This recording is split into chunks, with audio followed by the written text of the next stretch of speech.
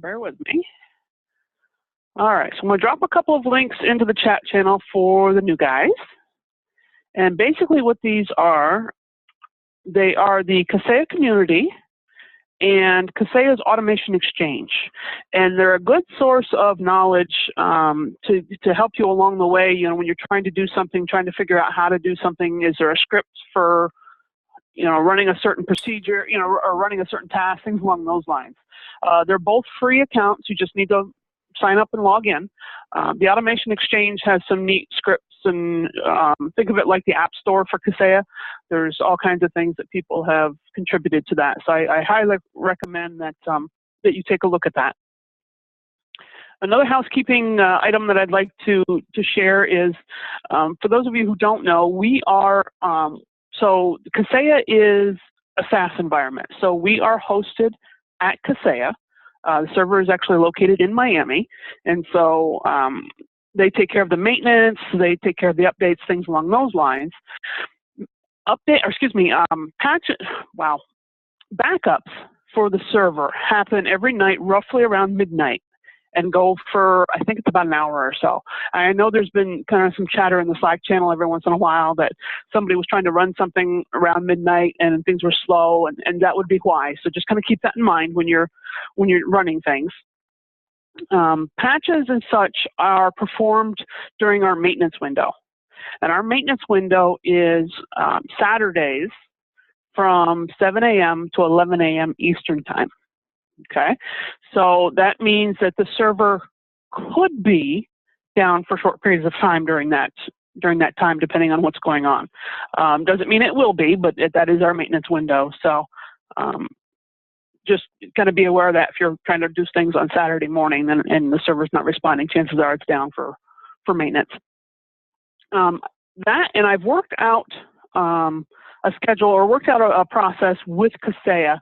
It used to be they were automatically updating and patching our server, and we found that caused some issues because things would get introduced that we weren't aware of, or things would happen during the process of that maintenance, which would cause me to have to go in and make some changes on my end, on the back end, to reapply things, and I wasn't aware of those. And so from this point forward, Kaseya will only patch our server when I give them the okay, and which is nice because then I'm going to be able to post in the Slack channel that, hey, we're upgrading to patch, you know, such and such on Saturday, just to let you guys be aware. So it gives us a little more control of when that server does go offline for maintenance.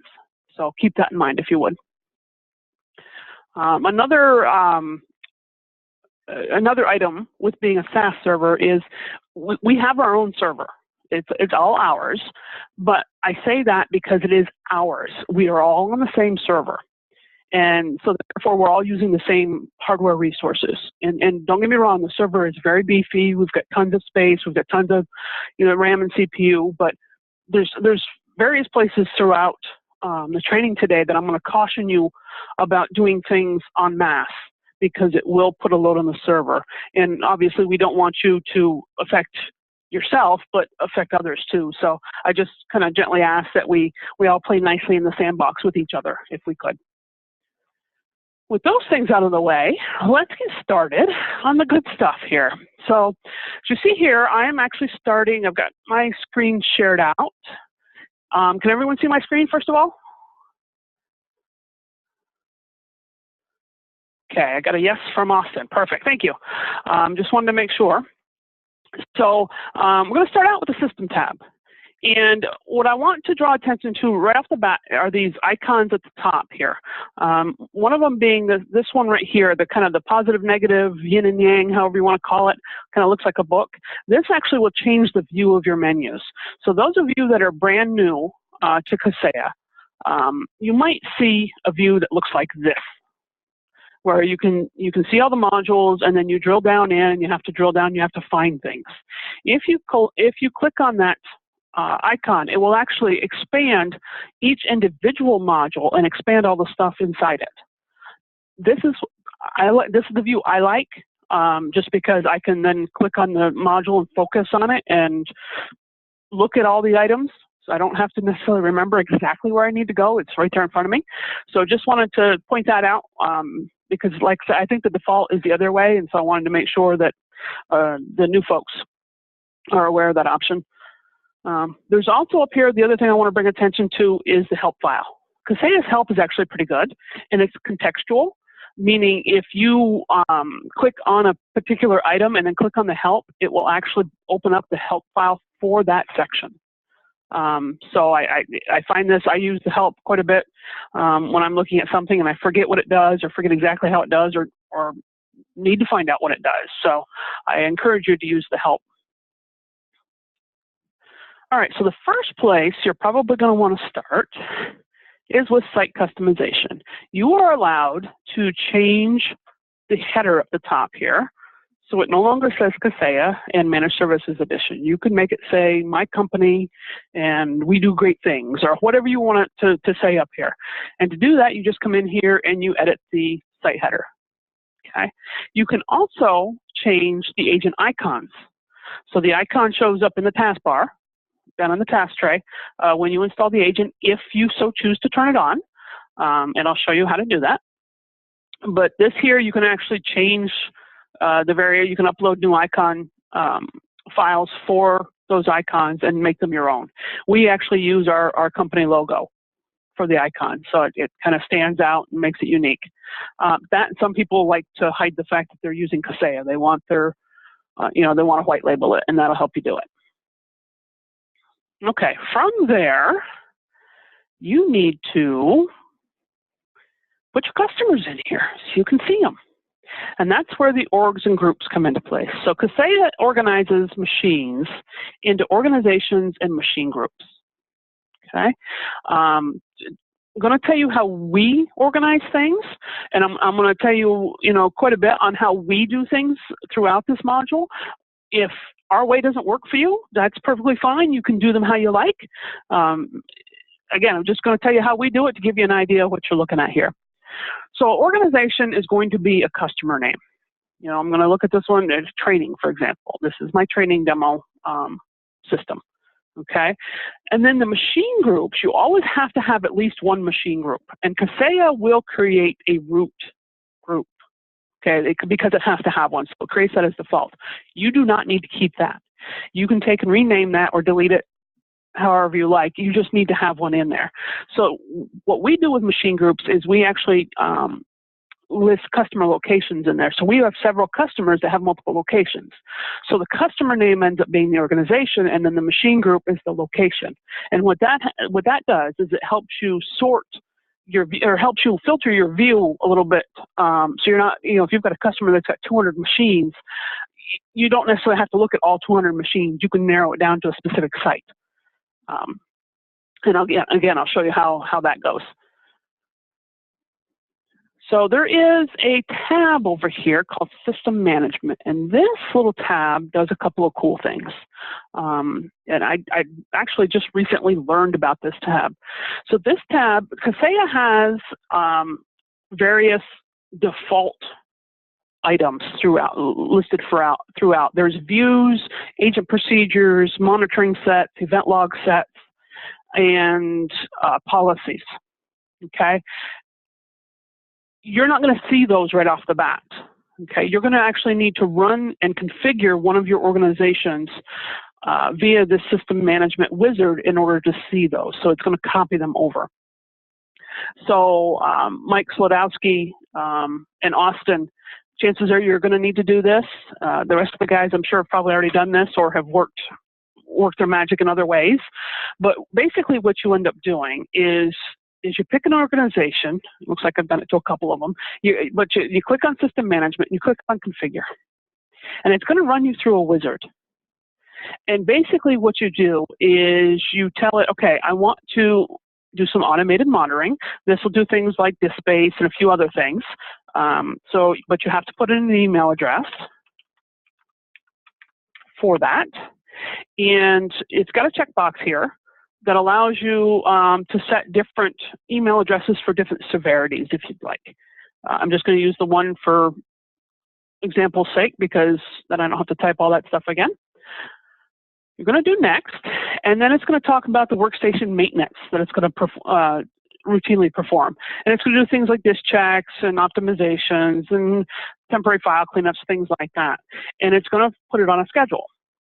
Okay, go ahead and enable this for now. You don't have to use it in the future, but go ahead and enable it, because again, it's going to copy those files that you're currently missing over. And you do another next, and then there's patch management. Do not, and it's going to be counterintuitive, but it'll all come clear, trust me, do not set anything in here. This is actually the old patch management. We're going to actually be using the new software management module. So just leave this one blank. You're not going to use it, not going to need it. And you do next, and you're going to commit your changes. And you're going to get a pop-up that basically says your request is being processed. You're going to receive a message in the Info Center once it's all done. The Info Center is one we'll touch on. It's where the reports are. But what's going to happen is, in the background, the server is actually going to start copying those files. The first time you do this, it's probably going to take a little bit. And last week, I had 14 people in my session, and they all did it all at once. And so it took quite a while for the server to catch up on everything. So I just ask that you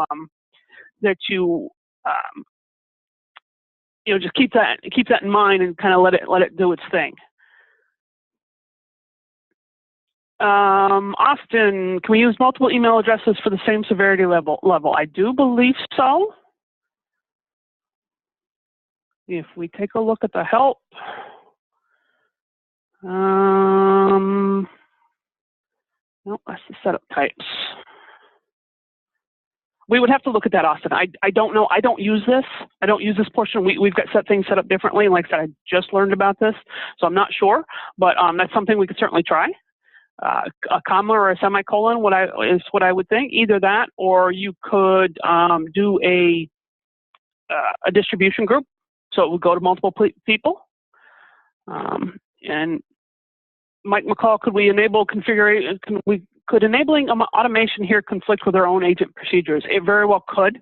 So if you've already got something in place, what I would do is create a separate organization, a test organization, and run through this and then see what's created in the background, see what's created for that organization and compare to what you have. So yeah, if you've got everything already set up, then I would definitely test before you apply this live.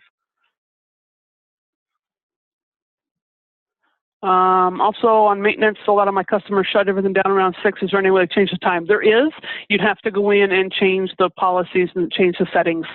You wouldn't change it here. This is more of a think of it as a dummy's guide to setting up monitoring, if you would. So it sets things up for you, and then you can go in and modify it afterwards. So Steve, the patch management. I was going to mention this later, but the patch management module is actually the older module. It's defunct. They're not developing it anymore. They're actually using the software management module. And so that's what I'm going to show here in a little bit. And I'll go through the details at that point. All right. So that runs through your organizations and machine groups. One thing I want to mention within your machine groups is that, like I said, you can get rid of the root. When you create a new machine group, it's going to ask you if you want to do a parent group. You do not need to do a parent group. A parent group is used if you want a subgroup underneath the machine group. Okay, so right here you'll see my machine groups. I got training.root and training.remote users. Okay, the training portion on the front here is the organization. If I do a new group and I name it test, and then I choose remote users as its parent group, then that machine group is actually going to be down a level. You see how it did it here? It actually puts it underneath the remote users. I've only seen a few instances where this comes into play. Most people don't need it, but that's what it's there for if you'd like it. It's an extra layer. So if you don't need it, I wouldn't use it because it just makes things longer and helps muddy the waters just a bit. All right, so once you start getting your customers in there and start learning things, and maybe you want to let a user or two in, the people you trust at the moment. Okay, so all users need two things. They need a role and a scope. A role is what can the user do? What rights do they have? A scope is what can they do those things to? What machines, organizations do they have rights to manage and manipulate? Okay, so within here, if we take a look at user roles, you guys are going to have the KB admin, the SD admin, the SD user, the system. Okay, ignore everything but system at this point. System and system is the God role. The others will come into play if we add service desk. You know, if you start using the service desk portion of Kaseya. So the system is where you're going to start.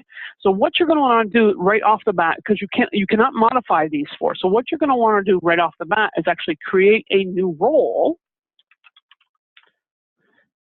and you need to pick a role type. And here you only have one choice, so it makes it nice and easy. It's multi-tenant admin, and basically this is the template that gives the role its rights.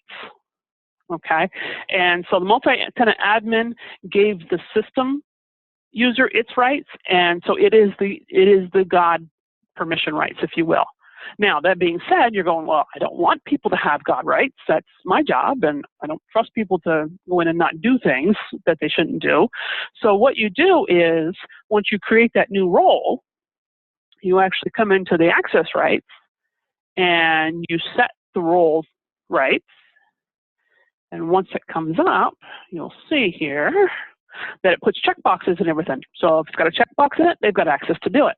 So all you need to do is drop down into here and pick your individual rights and uncheck the box. You know, maybe you don't want them to delete agents. You uncheck the box, they won't have the rights to do it.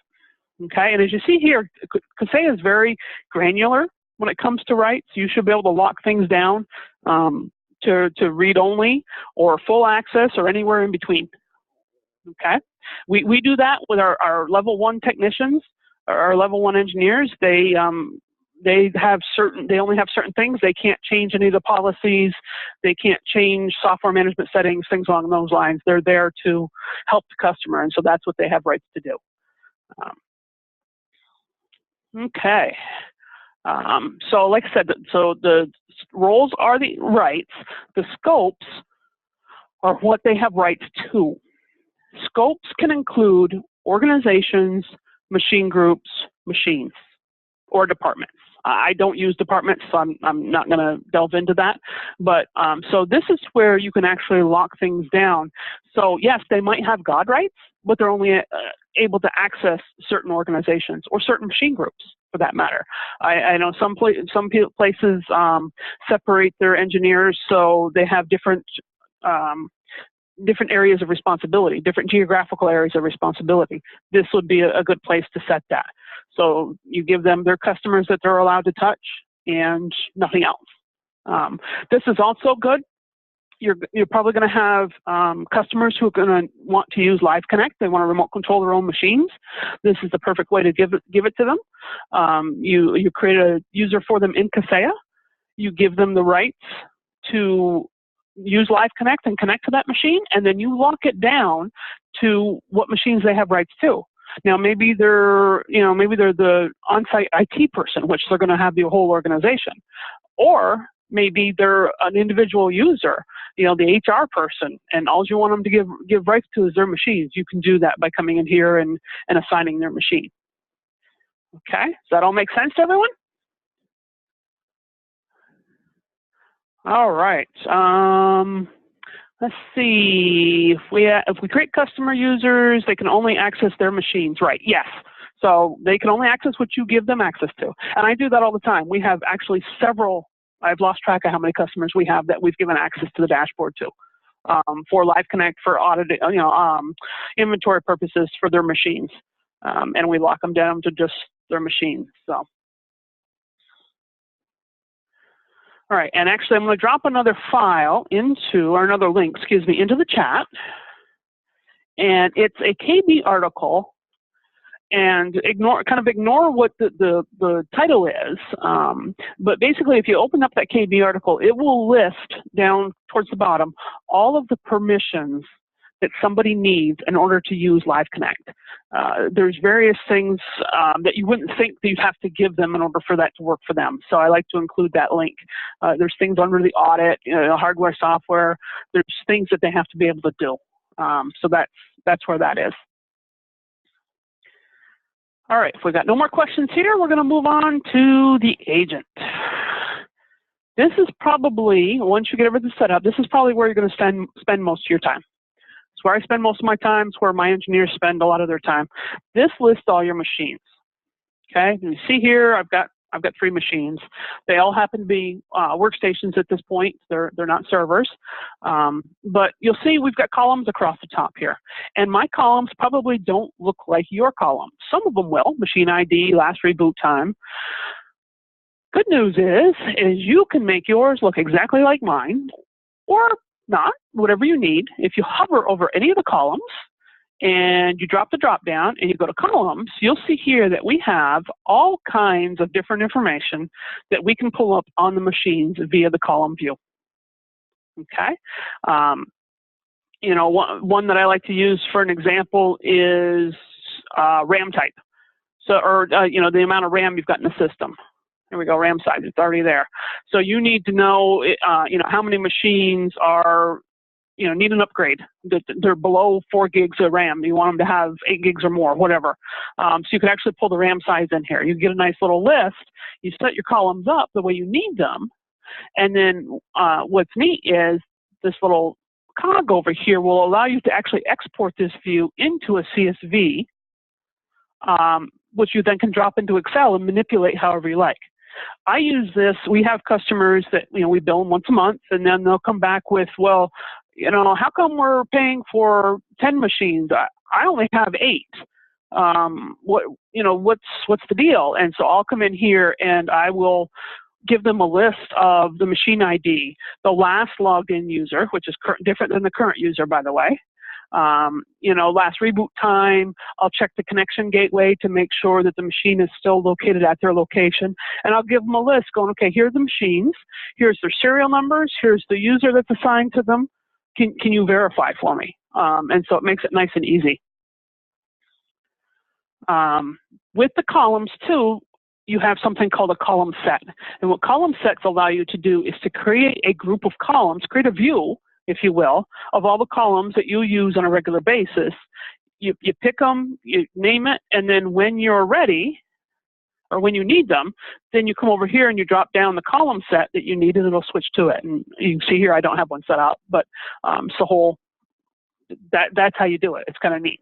In my live system, I have a couple of them depending on what tasks I'm performing. Okay. Up at the top here, we also have different ways to filter what we're looking at. We can filter by machine ID. If we just start typing in the name of the machine, it will tell us everything with that name in it. Okay. Machine group. Remember what I said about the organizations, the machine group, and the subgroup. Okay. This is where this comes into play.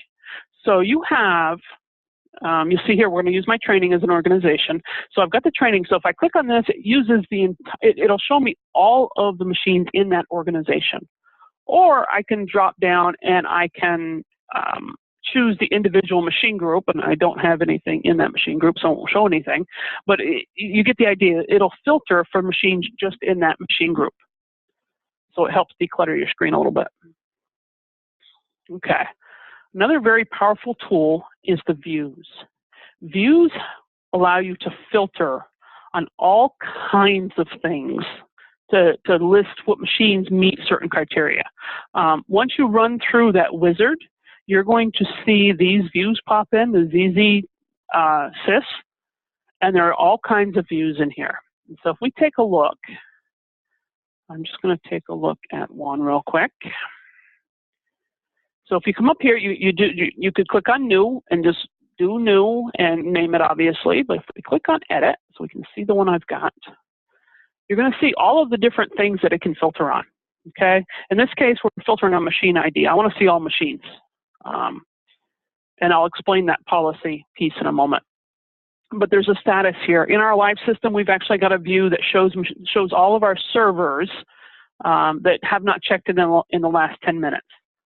And that allows us to keep track of servers that have gone offline on us. And so we can be proactive and call the customer and call the ISP and minimize downtime on that. Upgraded stuff. We got a question?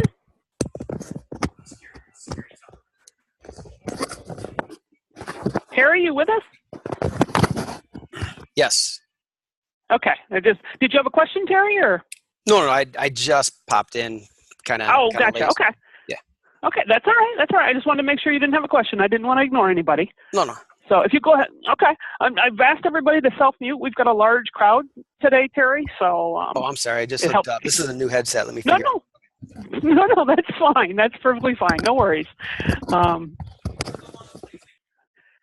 Yeah, we'll mute Terry and let him figure things out. Okay, so back to here. So again, you can take and filter on all kinds of things in here. Applications. Does the machine have a certain application? Now, what it's looking for here, and actually I'm going to shift to the other view I've got. What it's looking for is the actual executable. So when you want to find whether or not 7-zip is installed, you need the executable in here, not the common name, not 7-zip in here, okay? And this actually, I'll show you where this is found on the machines if you're looking for it manually within Kaseya. But here, you'll see that I've created a view that says I want to know all the machines that have 7-zip installed and which version is it. So any version that's greater than 16, I want to know. So that's nice and simple. You've got your add-on modules, which are the Kaseya add-in modules. So you can see who's got anti-malware, the cloud backup, things along those lines. The patch management, again, unless you're using patch management, Steve, this isn't going to do anything for you because, again, we're going to the software management portion. So that won't help you. You got your monitoring. So if there was any monitor sets that you've got applied, you can do that. My favorite down here is the advanced filter. And then I'll actually bring up another box. And remember all those columns I showed you? You can actually filter on those columns, on the data in those columns. And if you click on the advanced link up here, it will actually open the help file and tell you the filtering and the formatting you can use. And so you'll see, if you need to have a white space in there, okay, you need quotes. And it's kind of the typical, those of us that kind of do programming and such, we kind of know this, but for those of you who don't, you can use and or not, less than and equal to, things along those lines. So this can be very powerful. Views are going to become one of your best friends, one of your best tools. And these are going to be used in a various situations throughout Kaseya, one of them being policy management. And policy management, I'll actually show you at the very end. So all of the settings that I'm showing you or about to show you, I'm showing you how to set them manually, but I don't want you to sit there and go, oh my goodness, I got 1,000 machines. I don't want to set all this manually. And what if a new machine comes in and I got to remember to go in and set it? You don't have to do that. Policies will actually set your settings for you. And I'll show you how to do that at the end. So, all right. So on this page still, we are, so actually Austin was doing a little cheating and jumping ahead, but that's okay. He was looking at my paper. The working directory. Because you guys all fall under us, your Kaseya instance is under us, your default working directory is actually C StoredTech because that's what we set ours to. Obviously, you don't want that. That is not what you want to set. So if you come up here and you come under Manage, you can actually change the working directory here. Okay? And you put it to whatever you want, Steve's cool stuff. You name it what you want. Doesn't matter to us. Okay? And again, that's something that's going to be applied via policy, so no worries there. The other thing you're going to need on machines are credentials. Credentials, Kaseya needs credentials to do certain things. Needs rights on the machine. Patches is one of them. In order to install patches, you need to have a credential set on the machine. the setting of the credential, if you set it here, then the credential you use the account already has to be on the machine locally. Okay? When you do it via policy, because that's going to be the place to do it, in the policy settings, there's actually a way where it will actually create the account when you set the credential. So it's 2-in-1, if you will. We use a default maintenance account. We use a StoreTech maintenance account on all of our managed machines. And so we go through and we set that and we create the account. And so that way we always have access to the machine. Doesn't matter if domain admin rights change or local user rights change, whatever the case may be, we've always got access. So keep that in mind. With the working directory too, I want to mention when you change that, you are welcome to go in and delete the StoreTech directory. Do not, however, delete the StoreTech directory until the working directory has definitely been changed on the machine. And that's because that's where Kaseya holds the information for that machine. And if you delete it, you're liable to see some really squirrely goings on with the machines, patches, things along those lines, because its files are gone. So just be aware that you're welcome to delete it, just don't do it until after the working directory is changed. I know one thing that I've told people in the past is you can actually do that with a script. And it'd be a quick, couple of lines, check and make sure that your working directory exists. So if new working directory exists, then delete StoreTech. Else, write a procedure log saying, we still need to change the working directory or something along those lines, something to tell you that, hey, this machine hasn't been done yet. It's easy. Agent logs are housed here also, so any kind of logs, what's going on with the agent, can be found here. One of the neat things people ask for a lot is how can I tell who's remoted into the machines and when they did it. This will tell you, and this machine doesn't have any because I haven't logged into it, but I'm pretty sure this machine will have stuff. So it'll, there's a policy changed, and it shows the live connect of all the times that I tried connecting and the times and things and the IP address I was coming from. Okay. Event log settings. This one, and actually this one will get set when you run that wizard. Once you've run the wizard, I need you to come in here and clear these out. We do not want to collect event logs. And I want to caveat that with not collecting, you do not have to collect event logs in order to monitor event logs, okay? What all this does is it takes the event logs off this machine, it copies it up to the Kaseya server, and then would allow you to look at it here. Because we're SaaS, that takes a lot of time and energy on the server's part, so we ask you don't do it. It can really affect the server's performance. So when looking at event logs, we ask that you actually look at the event logs on the machine themselves. And again, you don't have to do this here in order to monitor events.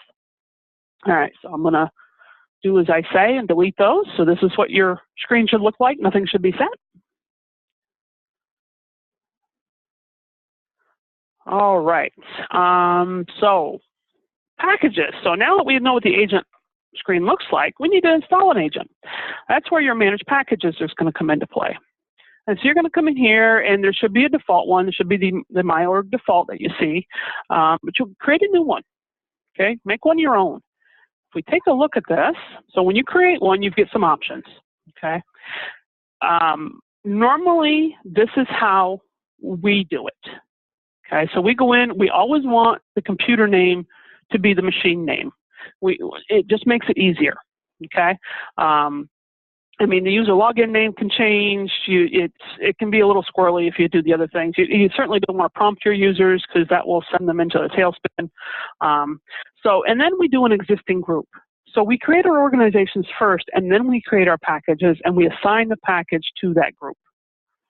And there's a reason for that, and I'll show you that in the discovery module where we can actually deploy the agent via a network or domain watch. So we assign the package to the group, and then we come in here and we set our switches. And there are quite a few installation switches that you can use. And this is where you can come in. I'd recommend you all look at this and go through these. But this is where you can actually come in and change the name so it no longer says Kaseya anywhere. You know, it says, you know, Jim Bob's awesome IT service, you know, whatever you want it to be. It helps hide the Kaseya name. Okay, so I highly recommend coming in here and taking a look at these. There is the silent switch, and it does just that. It installs it. Customers never know it's there, never know it ran. Doing next, you've got your agent type. You've got the various options. You've got Windows, Mac, or download using the OS of the downloading computer, excuse me. So what this means is if you set the package to this, if you go to the link on a Windows computer, it will download the Windows executable for that machine. And if you go to that same link from a Mac, it will actually download the Mac installation package. What you can't do is go to, if you set it like this, what you can't do is go to from a Windows machine and download the Mac agent. In order to do that, you'd actually have to specifically set it here, saying that you want it to be the Mac agent. Then you can go from a Windows machine to download the Mac agent. Okay? You're going to set credentials. Credentials are to install the agent only. They are not the same as the set credentials I showed you earlier for Kaseya to work. This is strictly to install Kaseya. So if your users don't have admin access, you're going to need to set credentials here for their package. And then you give it a name and you finish. And then it shows up in the list. And you'll see here that you can actually download the package. If you click on the package, it gives you a download link. And yes, you're all going to go, well, but it says StoreTech. All you need to do is take and copy and paste that, drop that into a Notepad or Outlook or whatever, and change the StoreTech to Dashboard, and it works just fine. Okay, we are working to get that changed so it says Dashboard. It's just not something that I've been able to do yet, but that is on my to-do list. So hopefully we get that done soon, and you guys won't have to change that at all. For those of you that may have your own unique URL, you know, my company or mycompany.myrmm.com, you can plug that in there too, it'll work. Okay. All right, so next. Templates. Templates are something that you can use to set settings on a machine as soon as you install them. I don't use a template. I use policies for everything. But actually, one of the things I was thinking of switching and using for a template is the working directory. It might be, I don't know if any of those of you that have been using Kaseya for a while have tried the templates. But basically, a template is, it looks like this. It gives you an orange, little orange icon, and it allows you in the various modules to assign settings to that template. Then, when you are creating your package, on step 2, it gives you this option to copy settings. And if you uncheck that box, and it allows you to pick an agent or a template. If I list them all, it will show them all. But you pick a template that you want to copy the settings from. So any settings that are applied to that template will now apply to any machine that's installed with this package. Hopefully that makes sense for everybody. I don't use them, but I can see where they would be useful, especially for the working directory for you guys. The agent menu. This is the agent icon. So you can set it, not set it. Doesn't matter. You don't want it. If you don't want it there, uncheck the box. They don't have the icon. If you check the box, these are the options you have. The one thing that I caution people about giving users is the disable remote control. If they have this option, they will have the ability to disable Live Connect. And the only way to enable it is for them to do it on the machine itself. You cannot re-enable it from the VSA at all. Okay, so just kind of use that with caution. It is good for compliance. If you get a paranoid HR person, executive, finance person, perfectly fine. Our users don't even, our customers don't even know it's there. We get around that. There is also, when you do a remote control, you can pop a message that says, hey, admin Angela is about to remote control your computer. There is also an option to where it says, admin Angela would like to remote control your computer. Would you like to allow them to?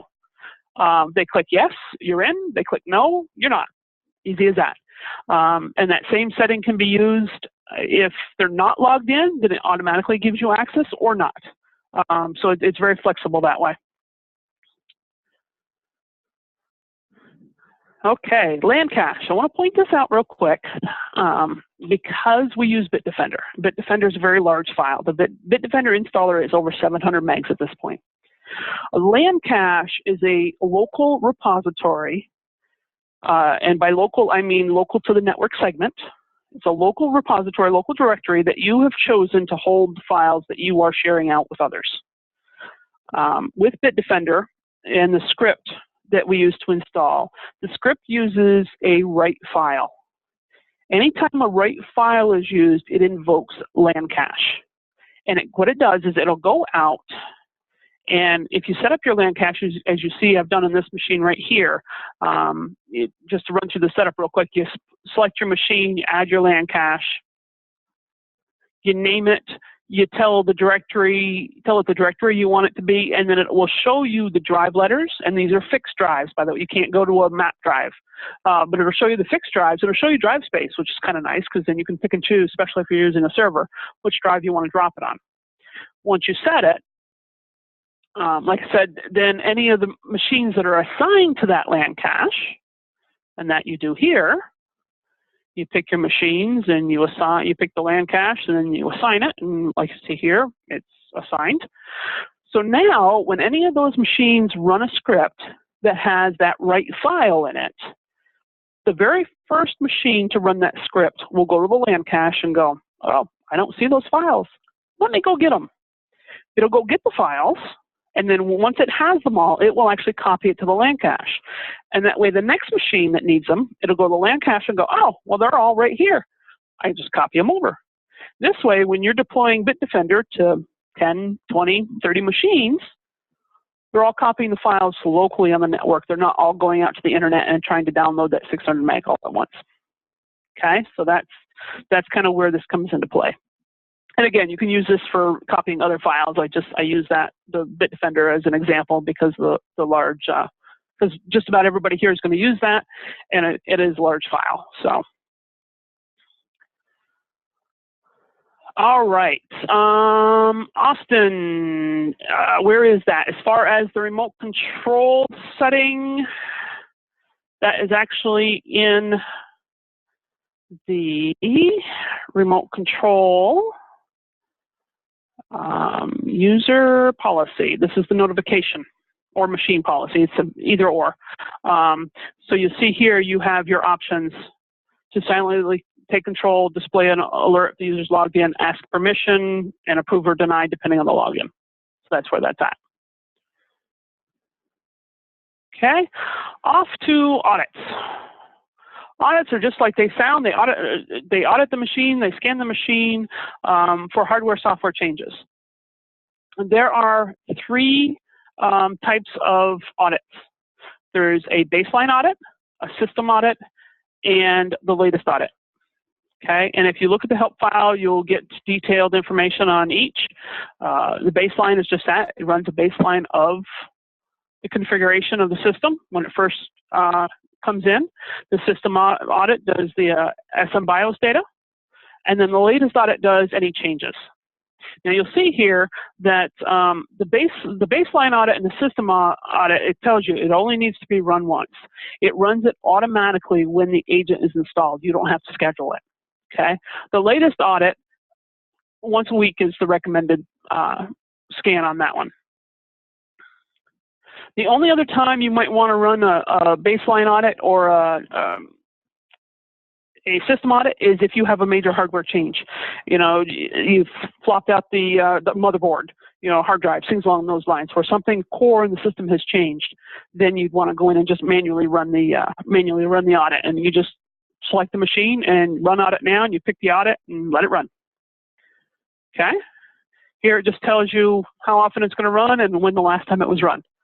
That gives you all of the information you'll find under the machine summary. I'm not going to bore you with all the hardware, software details. We're all IT folks. We kind of know what that means. What I am going to show you is under the software, you have add and remove programs, which is just that. It is what's listed in add and remove programs on the machine. But it also has the uninstall string for all of those programs. That being said, you'll notice that there is no silent switch on any of these. The MSI exec uses a /Q to do things silently. So if you take that string and you drop it into a script, or you even drop it into the command prompt on a live connect, throw it in the command prompt on a machine to just uninstall for a single machine, you're going to need to know the silent switch in there. Okay? So just kind of keep that in mind. So the difference between add and remove programs and installed applications is installed applications gives you absolutely every executable that is installed on the machine. And the reason I want to point this out is because remember when I created the view, I did the view for 7-zip with the executable. So this will show you the executables and shows you the version numbers. Okay. Now this data is only as good as your last audit. So if I were to take and install Google Earth on this machine, Google Earth would not show up in this list until I rerun an audit. Okay. So just kind of keep that in mind. All right. Check my list here, make sure I'm not missing anything. Now back over in the machine summary, actually under the summary section, there is a place for you to create the custom fields. If we scroll down here, you'll actually see I have a few. So custom fields are just that.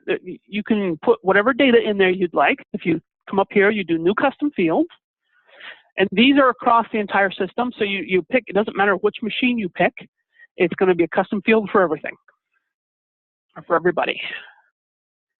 If I can get the server to, there we go. And it'll allow you to pick the type. You pick your type, you save it. It'll actually show up down here like I have these others. And now you can take and populate those custom fields in multiple ways. You can pick the individual machine, like I've done here for this one. You can edit machine data. And you'll see actually that this allows you to edit some of the other information in here. So you can actually put the purchase date and the warranty expiration date in here if you'd like. But if you scroll down the bottom, you just type in what you want to be in that custom field, and there it is. Okay. If you wanted to do multiple machines, you select the machines, you do a bulk custom edit. Now what's neat with this is it asks you for which field you want to modify, and then it will show you the values that are in the other machine. And where this comes in handy is if you want something set across all machines, the case and the spelling is always the same.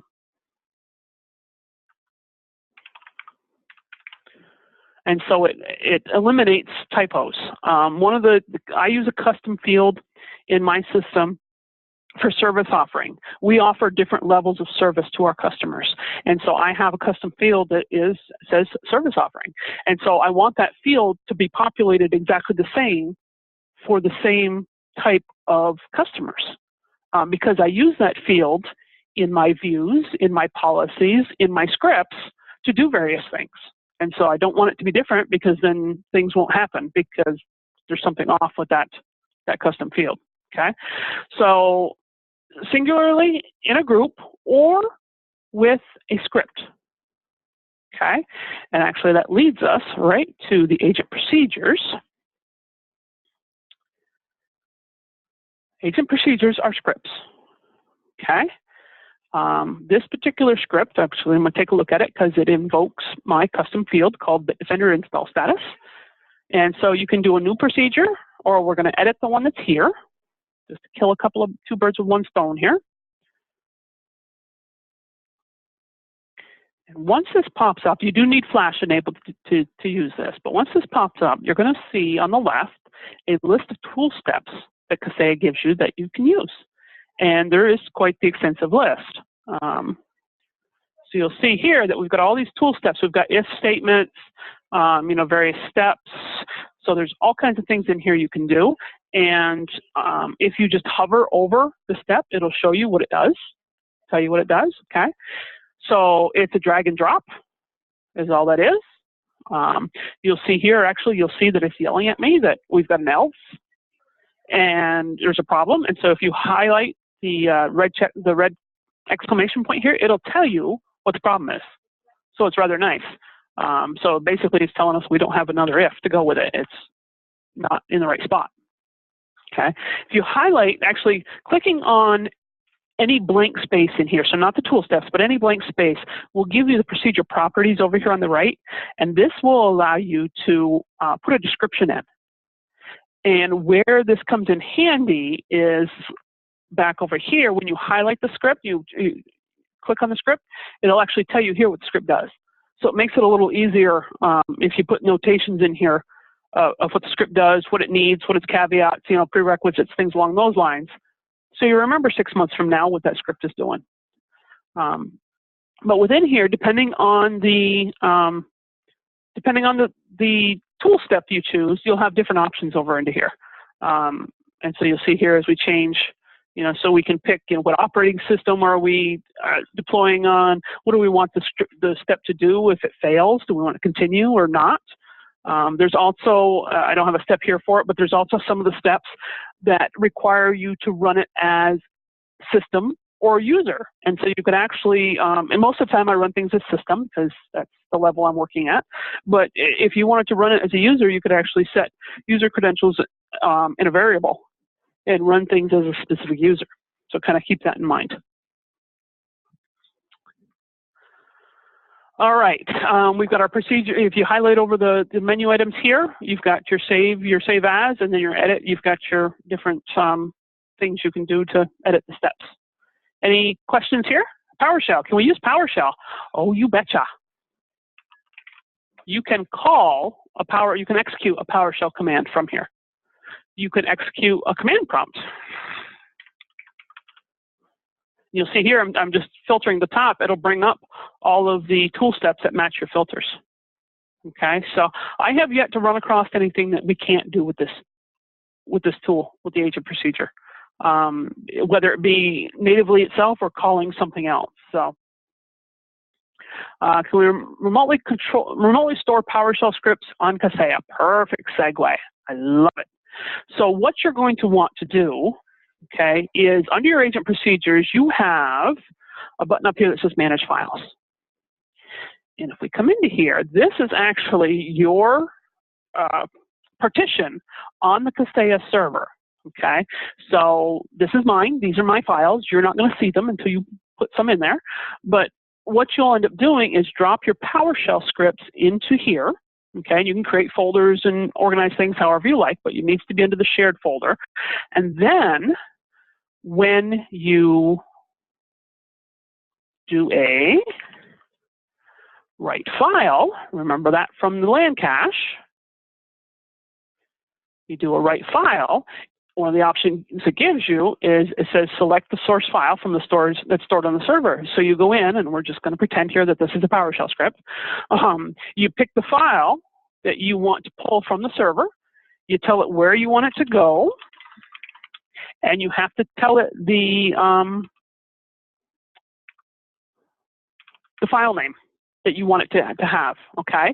So, and you see here, up here it's called Kaseya D.ini, but here I've named it test. You can do that to rename it. It's saying take this file, copy it from here, and copy it to there. Okay, so just make sure that you put the file in here, because otherwise it's not going to work if you put the directory just in, just to let you know. Okay, then when you do, again, pretending that this is a PowerShell script, then you would do the execute PowerShell command, and you would reference the file that you copied up here. Okay, just like that. All right.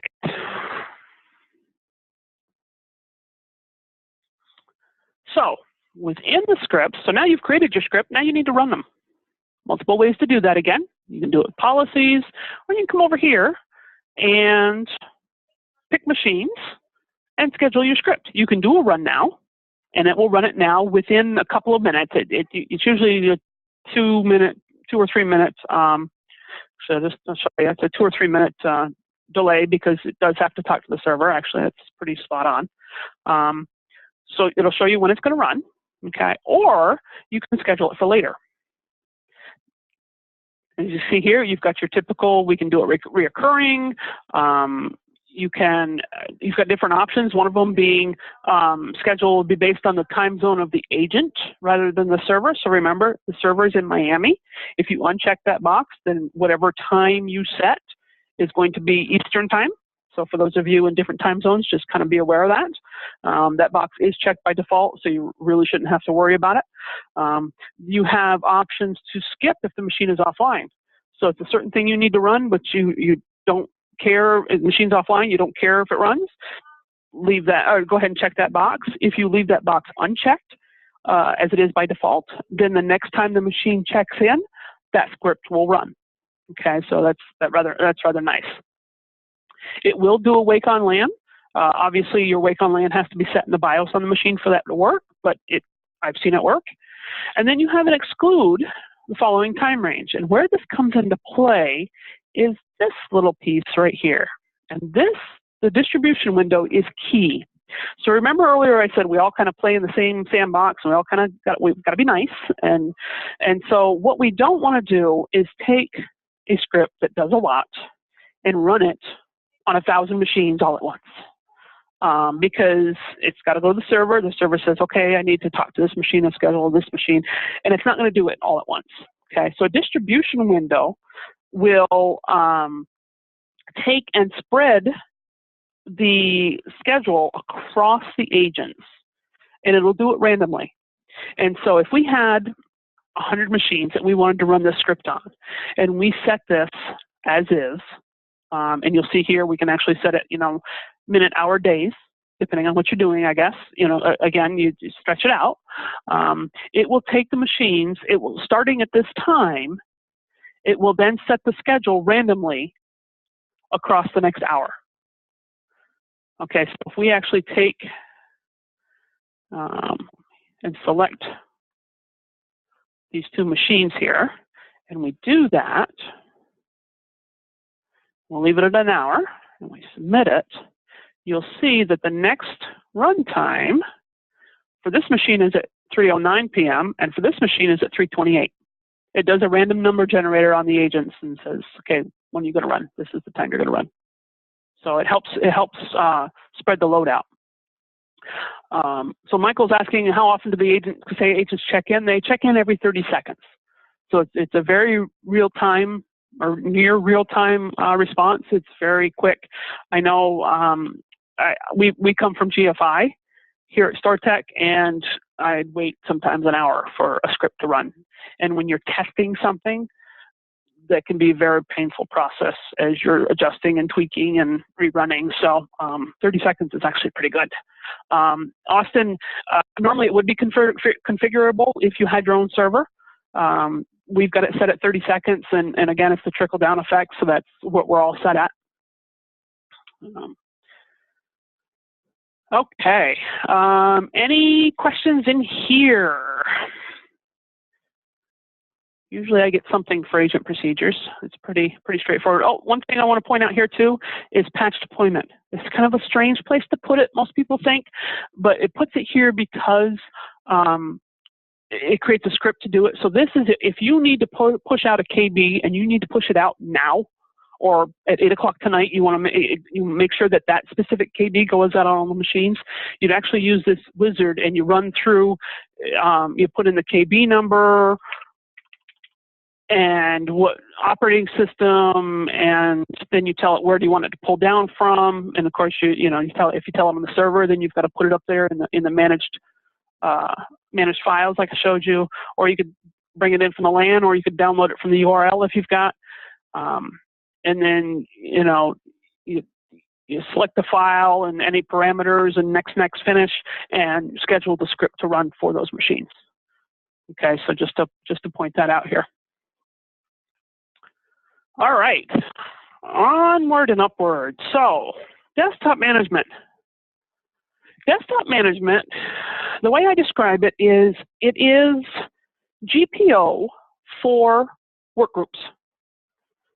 Everything you can do in here, you can generally do with GPOs, so you wouldn't necessarily, at least with the desktop policy portion of it anyway, you wouldn't necessarily do it with domain computers. You could.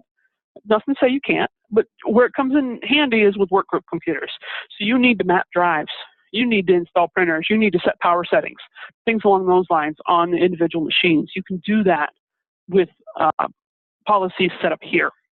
Okay, the desktop management portion, or excuse me, desktop migration portion will actually migrate user settings when you're upgrading a machine. I used to use this, my previous job where I first started using Kaseya, I was also the system administrator. And so I would set up new machines as they'd come in for our users.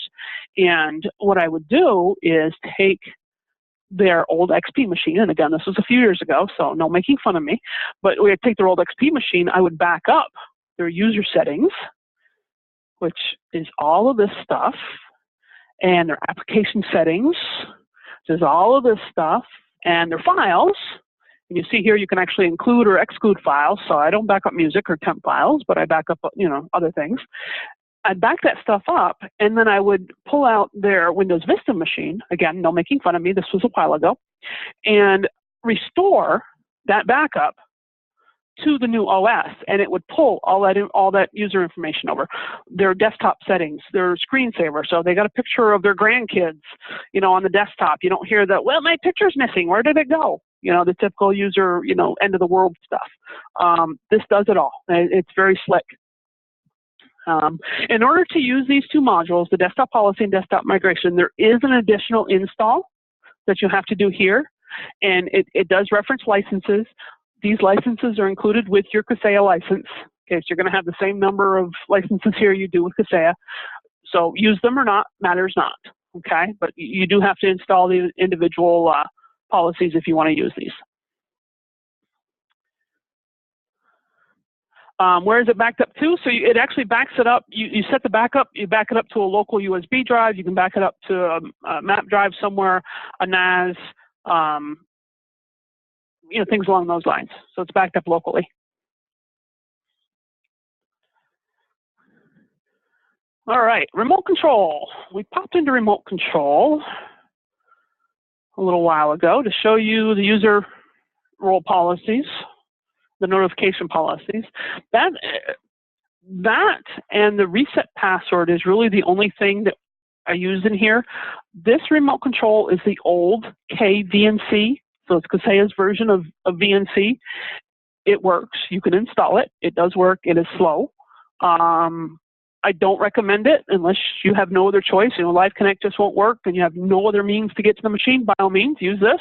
But as a day-to-day operation, use Live Connect. It is so much better. I used to I'd spend, it seemed like forever waiting for machines connect when I had the customer on the phone. It was very painful. But within here, there's a nice, neat little tool called Reset Password. And what this will do will allow you to reset or to create a local account on a machine. And where that comes in handy is you've got a user, they're not on the domain, or the machine's lost trust with the domain, they don't have local creds, you can't give them the local administrator password, or you don't know it either, and so they can't get into the machine. Machine's 100 miles away. It's not like you can drive there and sit in front of it and crack it yourself. As long as the machine's checking with Kaseya, you can actually set up a new user password, create a new account, let it get created on the machine, and you'll see here, I did one that was successful. That's how you know, and then you should be able to log into the machine with that username and password. Okay. All right. Patch management.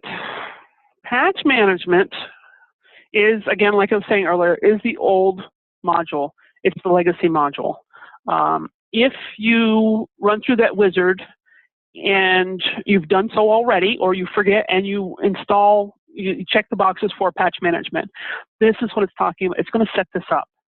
And the reason I mention that is because if things are set up in this patch management module, you can't set them up in the software management module. There is a safety switch, if you will. You can't use both products to run patches on machines because obviously there'd be all kinds of conflicts. Okay, so if you find yourself in that position, send me an email via the service@myrmm.com. Let's open a ticket and I can work with you. But it's basically you come in here and you remove all of the patch settings on the machines. You pull them out of any patch policies. You pull the membership, turn off any updates, things like that, and then you come into patch management, software management. And if we go to the machines tab here and scroll, you'll see your machines, and you scroll all the way over, there's actually a column that says attached to patch management. And if you have, like I said, if you have machines that are in that state, once you clear all the settings under patch management, if you come into here, select the machine, then you can do a disconnect from patch management, then you should be able to use software management to manage that machine from this point forward. So, okay. So it's not the end of the world, but it can be a little tricky trying to get all the other settings off. So if you get stuck, need help, by all means, reach out and we can help you with that. It's not a big deal. All right. So one of the main differences between software management and patch management. Patch management the way it worked was just like patch management everywhere used to work. Machine needs a KB article, it goes out to the internet. If you have 20 machines on the same network, 100 machines on the same network, and they all need the same KB article, guess what? They're all going out to the internet to get it. Patch management used to use LAN cache. That's one of the reasons LAN cache was developed. Okay. Software management uses peer-to-peer technology. Think BitTorrent. Okay. So you've got 10 machines all on, and it's all local network segment. It does not traverse the WAN at all. So you get 10 machines that are all on the local network segment. Somebody needs KB article, says, hey, goes out to the others and says, hey, do you need it? Does anybody have this? I need it. 5 other machines said, yeah, I got it over here. It'll pull parts from those other 5 machines, put it together and install it. And then it will be available to share with the other machines on its local network segment. Okay. If it yells out, who's got it, and nobody responds, then it goes out to the internet, grabs it, and then it's available to share. Okay, so that's kind of the difference on how things work. The database that Kaseya uses for patches is from Lumention.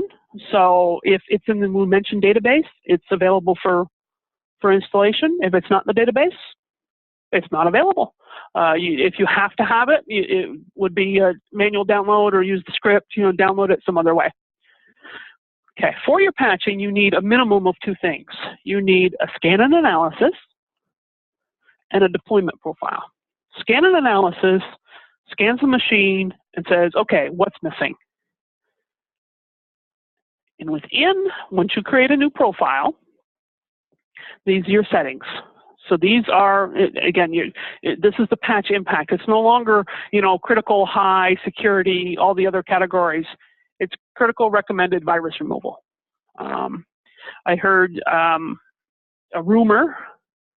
I don't know that it's true, though, at this point, but I did hear a rumor at Kaseya Connect that they were thinking of adding the Windows 10, the feature updates and such, the new Windows 10 stuff that Microsoft's doing, but that rumor hasn't been substantiated. I kind of hope they do, but for now, this is what we've got. So your patch strategy should be Kaseya Update. Your other option is configure the operating system. It's configure Windows Update. How do you want it to run? Okay, I don't know anybody that's using this. So we're going to go back to Kaseya Update. Again, you've got your patch impact. You want to approve it, review it, reject it. We approve everything. The danger of not approving something nowadays is greater than the danger of a bad patch coming through, in our opinion. Okay, it used to be the other way around. No, you wait, let somebody else figure out how many bad patches Microsoft has pushed out first, and then we'll install. That's no longer the case. This is how we do it. Again, this is totally up to you. If you choose to review, then your patches will end up showing up here under the patch approval section, and you'll have to approve them to get them applied. So just keep that in mind. Okay, you've got your scan schedule. Again, this is just a scan, no deployment at this point. So we actually set ours for every day. But patches come out, third-party patches, they come out all the time. I want to know machines are as up to date as possible.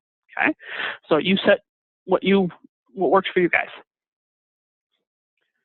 Okay, so the deployment profile is just that. It's deploying. Okay, and this has got some really cool features in it. Actually, it's got a couple of cool features in it. So one of them being your reboot options. When the user is logged in, when they're not logged in. What do you want it to do after patches are done? And so you see you've actually got quite a few options. You can ask permission, you can skip it, you can email somebody, hey, this server needs, if a server needs to be manually rebooted, email that person. Patches were done last night, can you reboot at your convenience? Things along those lines. Okay, you're able to run procedures pre and post. One of the things actually I need to implement myself is I'm going to implement a pre-patch reboot because we have patches that fail because people leave things open. And so I'm going to reboot machines before I push patches, and that way everything's closed when the patches run through, gives me a greater success. This is your schedule. So again, this is the deployment. And then you have your blackout window. With GFI, we used to get bitten all the time where we'd bring on a new customer and that customer didn't have any kind of patch policy previously. And so they were, sometimes hundreds of patches behind, especially on servers. Okay. So patches would install at say 3 a.m. and we had a reboot scheduled afterwards. Well, because there were so many, those patches wouldn't finish till maybe 10:30 a.m., 1:30 p.m., and the reboot would happen in the middle of the day. Not really a good thing with a brand new customer. Blackout window ends all that. What a blackout window does is stops any and all patch processing during that window. So as you see here, I've got things, my runtime is set, scheduled for 11 p.m. That's when my patches are going to start.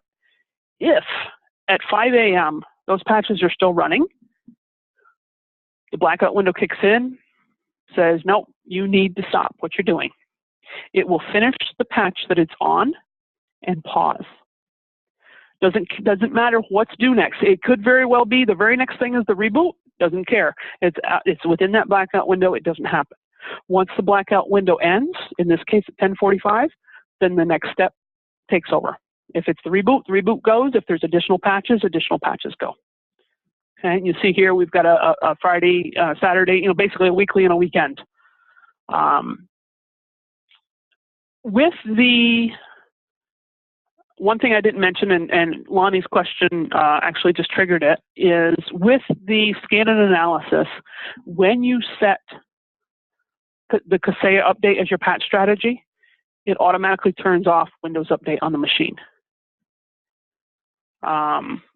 So Lonnie, your question, if software management patch strategy set to Kaseya, why does machine sometimes seem to install patches on its own? I would check and see if it's a Windows 10 machine. I know Microsoft has started circumnavigating and forcing things. And unfortunately, until we figure out a workaround to stop Microsoft from doing that, there really isn't much we can do. Kaseya does its darndest to do that. It sets a registry key saying don't update. But unfortunately, if one of the patches that comes through from Microsoft says you're going to do this anyway, it's kind of hard to stop that. So it's a struggle we're having too. I encourage if anybody comes across a way to circumnavigate it, please post it in the Slack channel so we can all benefit from it. But with the Kaseya update set, it turns off Windows automatic updates automatically for you. So okay, so those are the two that you have to have. Okay. The deployment or the scan and analysis is looking for Microsoft products only. Okay. There are third-party that can be patched.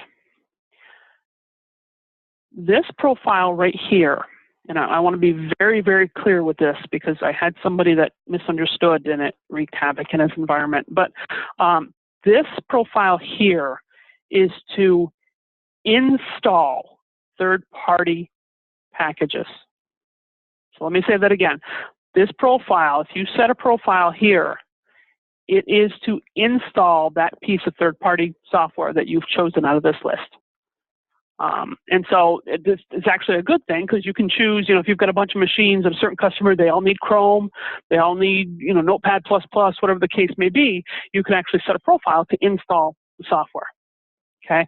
I had somebody who misunderstood, and he created one of these third-party software profiles thinking he was patching software. And he put 10 or 11 different titles in here, and it installed them all on his machines. The bad part to that is he had to manually uninstall them depending on the program. There was no way to reverse it. Okay, to install third-party patches, so to update third-party software, you actually come up here under the machines, and you have to enable third-party support right here. And to do that, you select your machines and you click on third-party support and you enable. It's an addition. The reason you have to do it this way, it's an additional license. Again, that license is included in your Kaseya license. You're going to have just as many of those as your agents, so you don't really need to worry about it. But this is your licensing if you wanted to see it. So as long as this is set, any supported third-party piece of software on this machine will get patched. Java, Flash, Notepad++, Chrome, Firefox, all the typical ones, they're all going to get patched. Okay. From this screen, also, this is where you can assign your profiles. Okay, so we can come in here and we can pick the profiles that we created,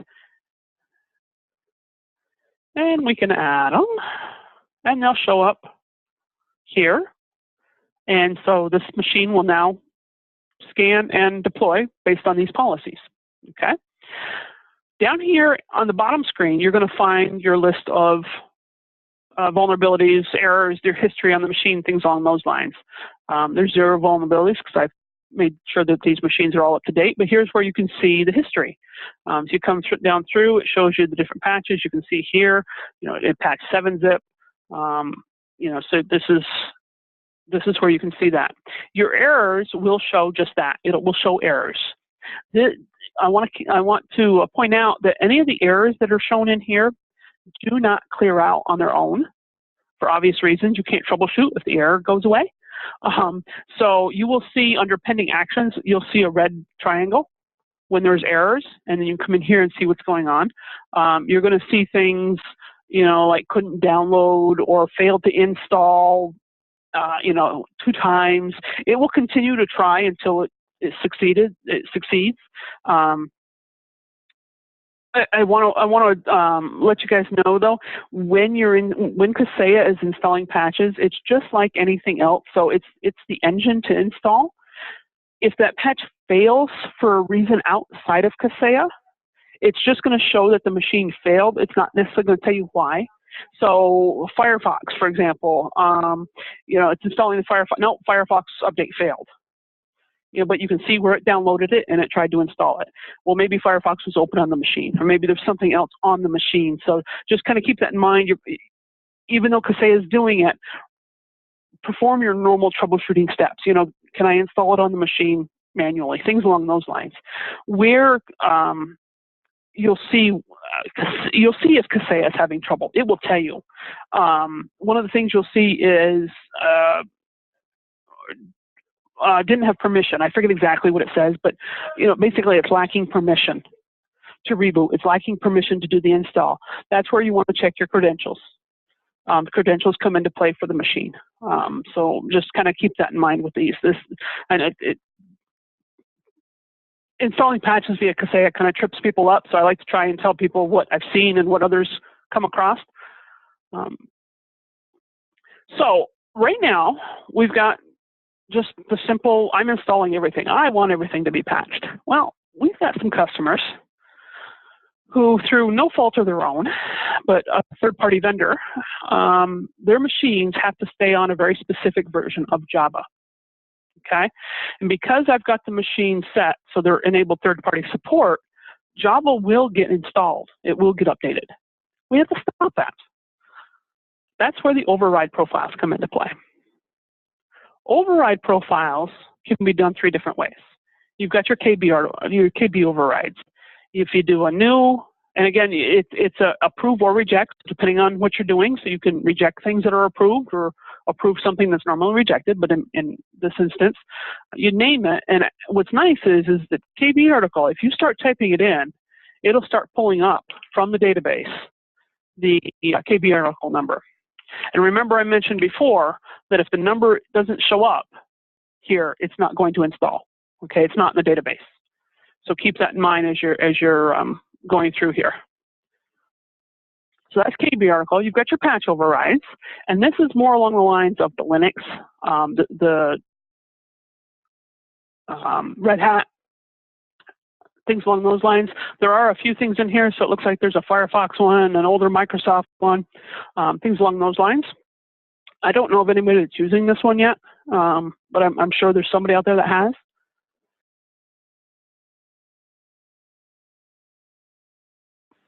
And then you have your advanced overrides.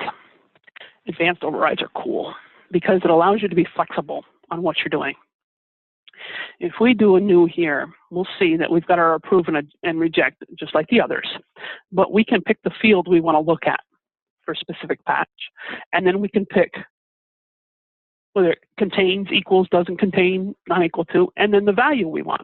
And so in my example of Java, I want to reject anything that has Java in the name. And this will stop Java patches from going. Okay?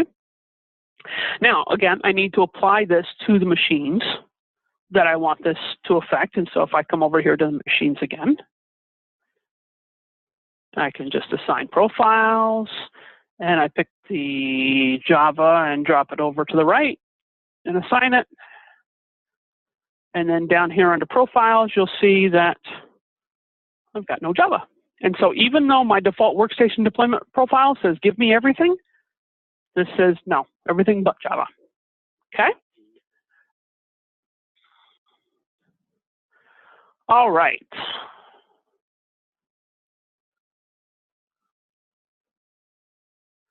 Next, monitoring.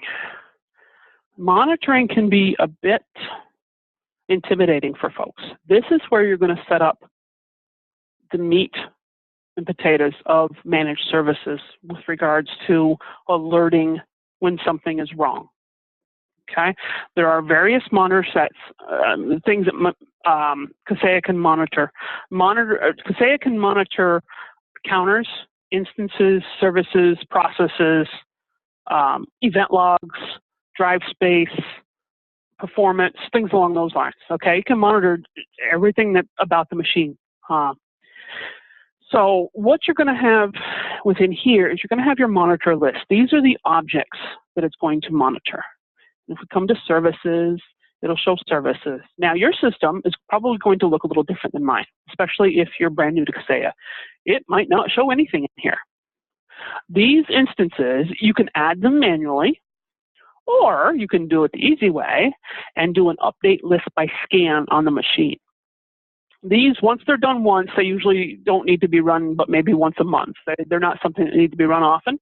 But what this does is it will go out and scan the machine for all the things that can be monitored on it. Services, processes, things along those lines. And that's where you get that list from. And then you have your monitor sets. Monitor sets are performance monitoring. Okay? And when you run that wizard, what you'll get is this core under system. You'll get this core directory, and you dig in. You can kind of see here. There's all kinds of things in here that Kaseya is set up already. You can't edit anything in here because it is system. And so if you click on anything, you can look at it, but you'll see here that the only option you have is to export it. And so what you end up doing is if you export the monitor set, you select it. Select the XML, or you can download it. I like selecting the XML because it's nice and easy. And then you come up either under your own or under a shared folder, and you import it. And I'm not going to import it just because I've already got one in there. If you import it, it'll show up in there, and then this is the one that you can edit. Okay? So think of these like templates, non-editable. The ones you want to use, you bring them up under the shared, and you can edit them here. I will say, I do want to point out that these folders have an additional layer of security. So when you click on a folder, you'll see that you've actually got a share button up here. And this will allow you to share it out with different permissions to different people. So if you've got things that you want to lock down where people can execute it and see it, but they can't delete or rename it, you can granularly set those permissions. So just keep that in mind for those. So with your monitor set, and I'm just going to pick the low disk space because this tends to be a nice easy one. If we edit this, you'll see all our options. Okay. First option you have here is the group alarm column name. There is a dashboard, and I'll show you this in a few minutes, but there is actually a small dashboard that you can use to see alarms, what machines are in trouble for Kaseya. And these columns correspond to that dashboard that I'll show you. So just kind of keep this in mind. So actually this is going to be drive space. So we're going to set this to low disk. Okay. You have your counter threshold, your service checks, your processes, things along those lines, but we've got the drive here. So if we edit this, we click on the little notepad over here to edit it. You'll see the different options we've got. So this is the counter, the instance, again, that's from the update list by scan. You know, your counter name, and then this is where you set your appropriate settings. So you could actually take this, and instead of below a gig, you could actually change it to below 2 gig, or however you want to just rename it, and then change your options in here. So, and actually, it looks like I've actually done that. Your sample interval is how often do you want it to check? So in this case, it's checking every 20 minutes.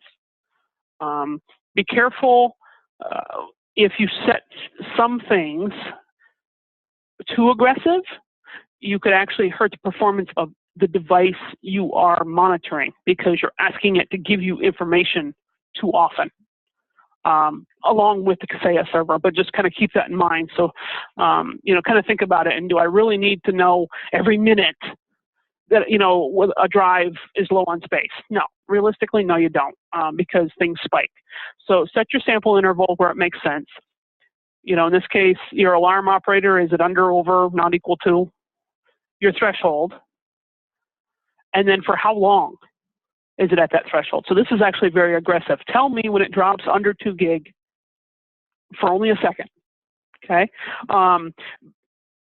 Be mindful when you do servers and during the backup window or patch management. Drive space is going to fluctuate, obviously, okay?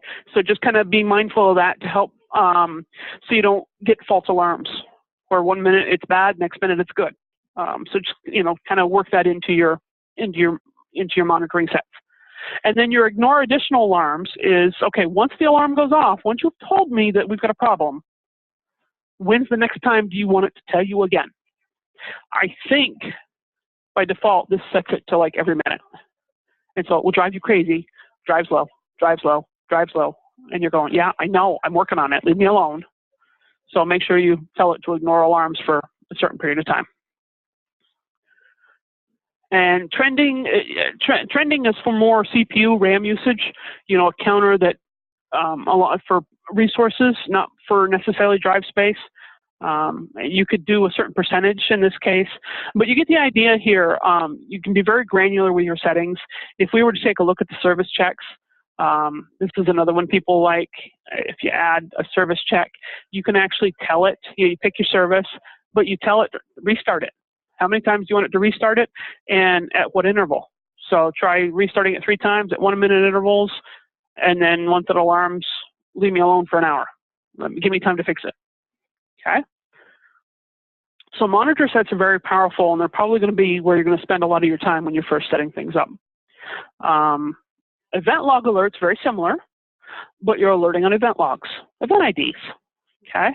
A lot of backup software drops things into the event log. So you can alert on certain event IDs to see if backups fail or not, or succeed.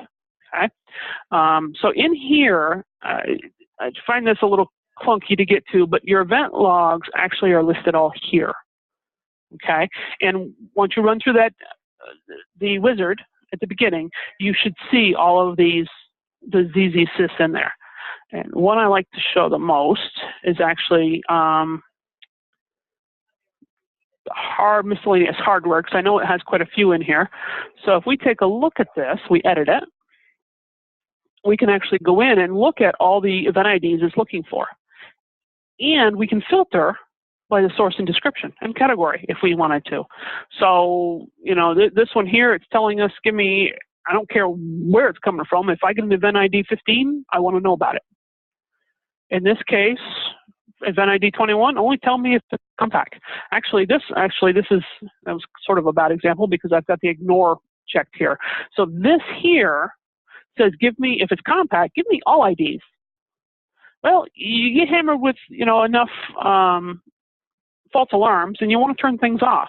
So say, and this is, I just picked a number. Okay, so I don't know if this event ID is real or not. So don't write this down that this is what you're going to want to do. But if event ID 21 come up and you don't care about it for one reason or another, you can actually come in here and add, and you can do the ignore. So it'll say, give me everything, but ignore this one. Okay, you can see here, there's all kinds of things in here. And then to set them, you tell it, yeah, I want it if it's an error or a warning, and alert me whenever it occurs X number of times or doesn't occur, which in the case of backups might be a good thing. Tell me when you don't see the event ID for a successful backup, so I can take a look at it. Okay, because remember, if a backup doesn't run, it's not going to throw an error. If it just doesn't run at all, you might not get an error, in which case you don't get an alert. You don't know that it hasn't run. So that's where, you know, that's an example where to tell me when it doesn't occur. And you can set the alert actions. So alert actions, any monitoring, you can set 4 different alert actions. Kaseya refers to it as the ATSE. You can create an alarm, which will go under the alarm summary, and I'll show you that. You can create a ticket if you're using Service Desk, and or the BMS. If you guys choose to use BMS, you can run a script. This is handy. We have, so if you got a low disk space, you can actually have it create a script that says, okay, you get a low disk space, run a disk cleanup. Get rid of some temp files, get rid of this, and then check it again, and then tell me if it's a problem. Otherwise, don't bother me. You know, so it can self-remediate, or you can do an email. You know, send an email to yourself, to a distribution group, to a service account that maybe goes into your CRM system, things along those lines. Okay. Your alerts are various individual alerts. So you can actually set an agent status. Tell me if the agent hasn't checked in. Tell me when an agent goes online. So we have this one set for various customers. Tell me when they add a new machine. I want to know. Alert when the agent goes online. Alert when the user disables remote control. You've got application changes. You've got your low disk space in here. Again, the patch alert, don't do that one. That's the patch management. But you get the point here. You know, hardware changes. The hardware changes, again, comes into play with audits. So it will only be as up to date as what your audit is.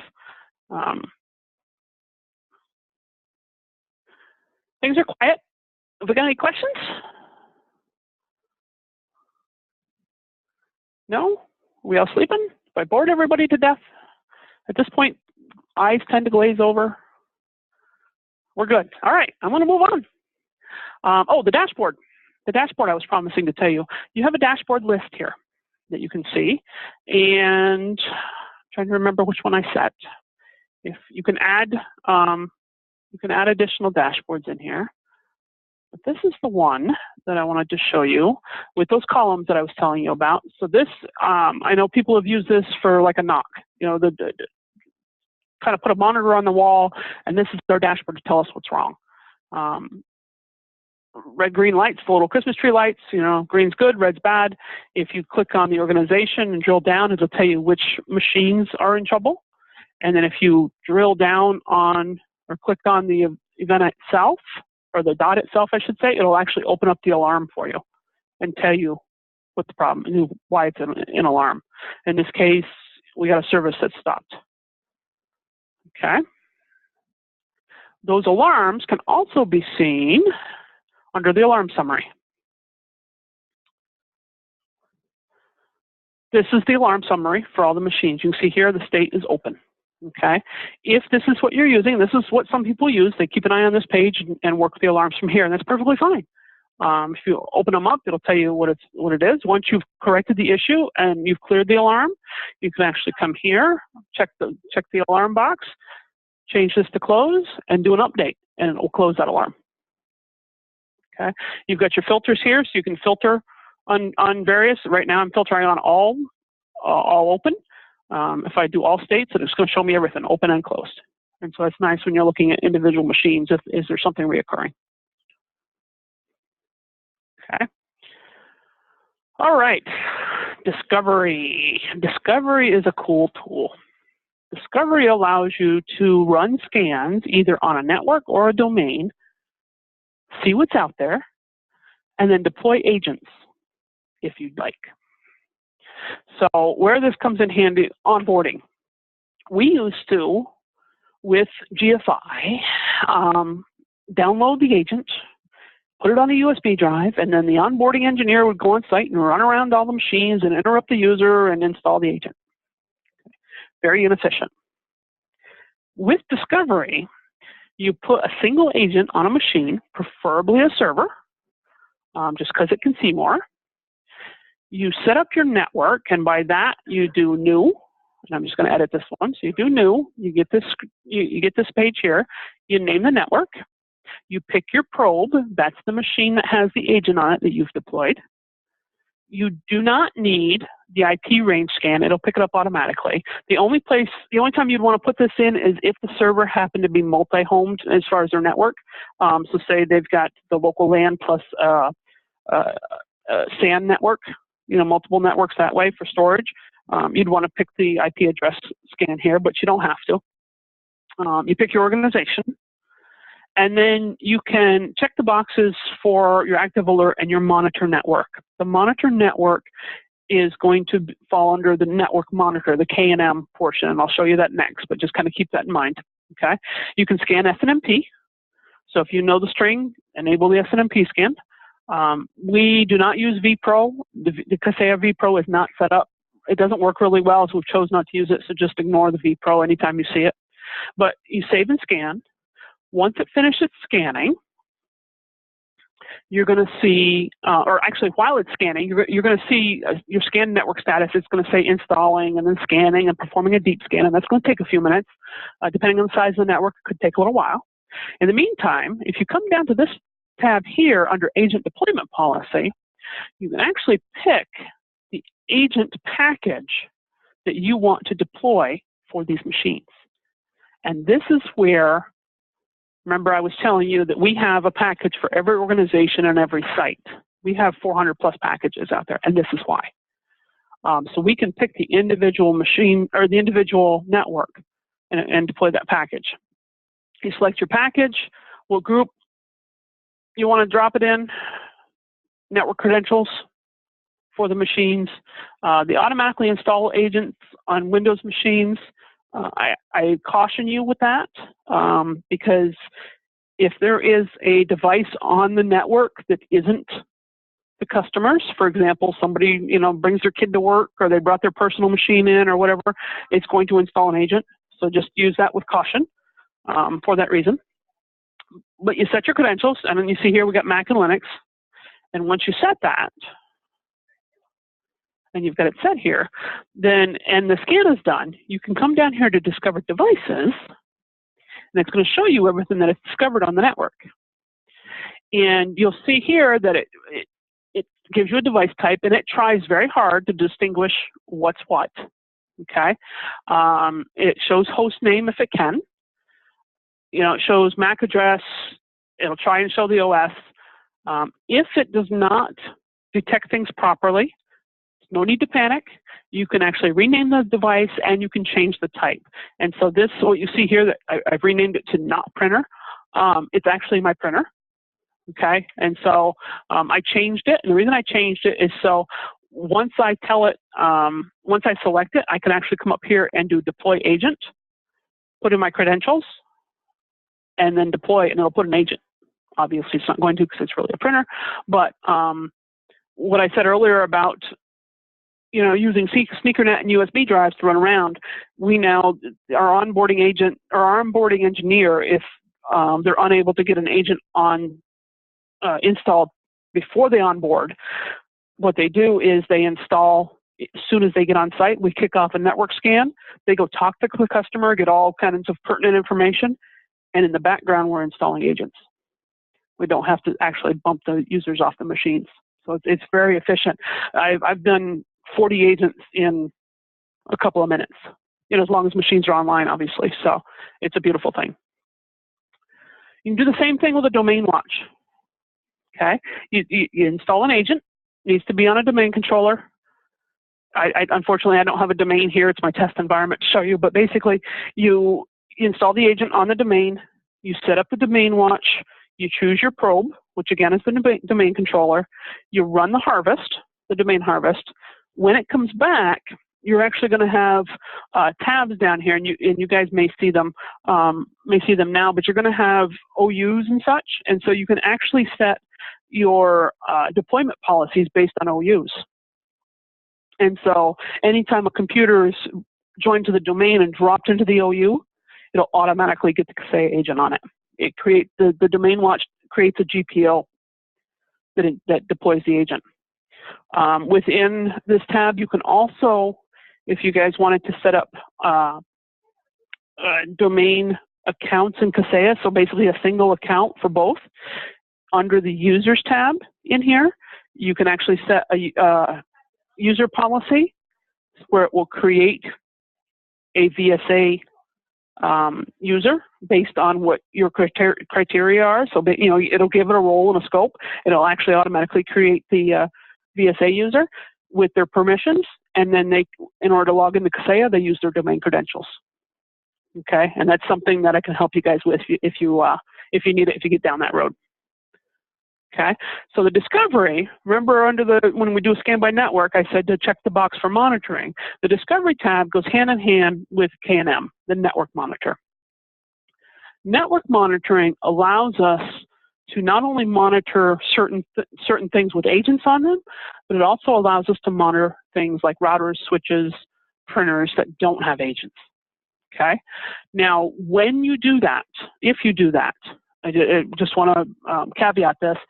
If you monitor a device that does not have an agent on it, it is going to use an agent license.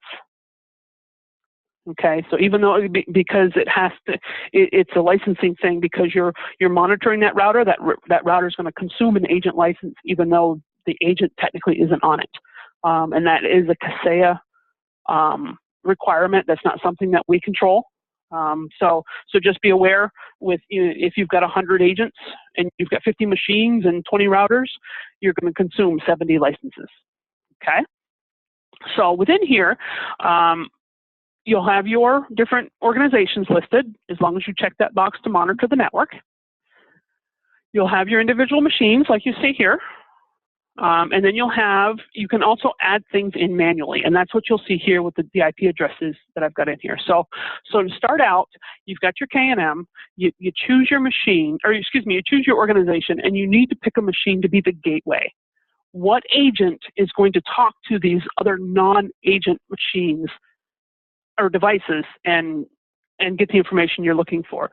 And so I'm going to kind of go over this real quick. It's a little more in depth than this, but it's not too bad once you start using it. So you pick your machine, or excuse me, you pick your organization.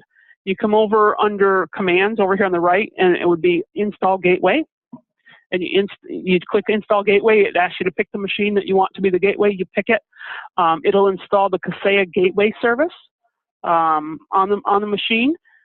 Port 22, SSH, needs to be open on the firewall if the firewall is on the machine in order for this to work. So just kind of keep that in mind. But you install your gateway. your organization should turn green, like it does here. Normally it's blue until you install a gateway. Turns green, and then you can actually pick your machines, pick your devices, and you can add monitoring. So if we add a new monitor, you can actually add monitoring. And if you take a look at these, there is all kinds of things that you can actually monitor on a machine. Okay? SNMP being one of them. This is where you want to do your SNMP monitoring. So remember I said I added some things manually. So if the scan doesn't pick something up for some reason, doesn't pick up the router, the NAS device, whatever, no worries. You pick your organization again, you add an asset, you give it the IP address, you tell it what it is. Unfortunately, you're only given computer options. Again, you can change that later in the discovery section. But you add it in, and then you can set your SNMP settings for it. Let's go back. There we go. So you pick your device, you add a new monitor, you pick SNMP. This allows you, you've got an option to set up templates in here for different monitoring. Kaseya actually has some that are in here. Various things. I encourage you to look at your look at your leisure and see what's in here. For SNMP, it does pull from the MIBs. If the MIBs are not in here, we can get Kaseya to upload them. You would just need to provide me with the MIBs, and I can open a support ticket with Kaseya and we can get them installed. But the well-known hardware manufacturers are in here. So okay. So that is, oh, and one more thing on here. So once you set your alarms, you can actually set your actions. So you set your monitoring. Now something goes wrong, what do you want the system to do? And so you can add actions in here. You can do an email. You can run a script. You can we do a ticket, things along those lines. So again, I could spend quite a while in here, but we're running short on time, and it's a bigger module, so I encourage you to take a look, and we can help as needed. The Info Center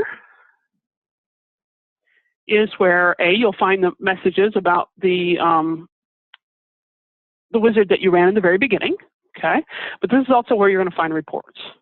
And I'm not going to bore you guys with reports. Reports are reports. You can build them. They have some built-in ones. So if we do a new report here, you'll see we can pick which category we want it to be in. And depending on the category, it will show you various custom reports over on the side. If you don't like what's there, just do new custom report and next.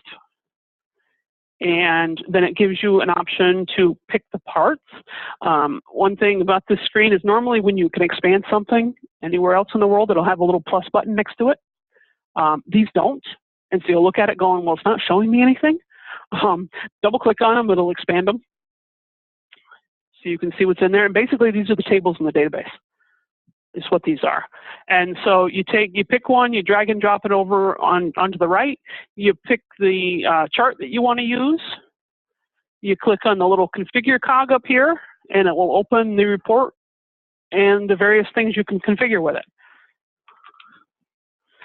You name it. You pick the options you want. We want, I don't know, current user of all the machines. You do a next. You can order it. So which way do you want to order it by? We want to order it by computer name. We want to group it by whatever. You can filter, date times, certain reports, you want a certain time frame, you can do that with. You can do advanced filtering. You finish it, you save it. It's not going to like it because it's not naming it, but I've already got one in there. Once you've got your report, you can run it now up here. You do a run now, or you can schedule it. Any way to do external reporting. Austin, I need a little more detail. What do you mean external? What do you mean on that?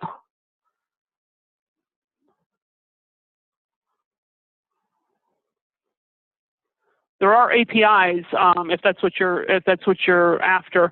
There are Kaseya exposes their APIs. actually hired a developer who is going in and doing more detailed reports for what we need. One of the things that's missing in here is the software management. The software management report is very lacking. It has some stuff, but it's not baked yet. And so we've actually hired a developer who goes in and creates reports we need. The API information, I'd have to get that to you guys. Our developer knows that I know she does. I don't have that information off the top of my head, but I can get that. Let me jot that down, and I can post that in the Slack channel once we're done here, once I talk to her. Again, I'm not going to bore you on reports. You guys can go in and take a look at reports. What I do want to not bore you on is policy management. So all of those settings I've shown you can all be done and set automatically. Policies are a group of settings that are applied to an organization, a machine group, or a machine. Okay, so if we take a look at some of the policies I have set in here, one being the working directory. So if you come in here, and we'll just kind of peruse through, but if you take a look at your policies, at the settings in here, you're going to see all of the different modules and all the different things, some of which I've talked about, some I haven't, but all the different settings that you can set in here. There's very little that you cannot do with a policy. And it's so little that I can't think of any for an example at the moment. But for a policy, it's very important that you have a view. You have to have a view. And so this is where I want to explain why I've got this named policy. Okay, so I have various views, and you'll see here that I have a workstation view here, and then I have a policy workstation view. They're both exactly the same. The workstation view is exposed and shared out with the rest of the team. Anything that has policy in it, I've locked down. I'm the only one with access to it. The reason being is because that view is applied to this policy, and this policy is going to get applied to my customer machines.